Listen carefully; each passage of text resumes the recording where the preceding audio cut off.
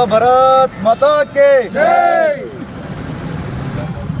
ఈరోజు మహారాష్ట్రలో జరిగినటువంటి మున్సిపల్ ఎలక్షన్లలో ఈరోజు ఫలితాలు చూసుకుంటే భారతదేశంలో భారతీయ జనతా పార్టీ ప్రభంజనం అర్థమవుతుంది.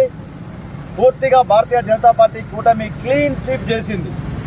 మున్సిపల్ ఎలక్షన్లలో క్లీన్ స్వీప్ చేయడం జరిగింది. వాస్తవానికి ఇది శుభసూచకం. తెలంగాణలో కూడా రానున్న మున్సిపల్ ఎలక్షన్లలో కూడా Bharatiya Janata party clean sweep చేసే దిశగా ఈ సంకేతాలు. ఎక్కడ ఎలక్షన్లు జరిగినా దేశంలో భారతీయ జనతా పార్టీ తప్ప వేరే పార్టీల మనుగడనే ప్రశ్నార్థకంగా మారింది.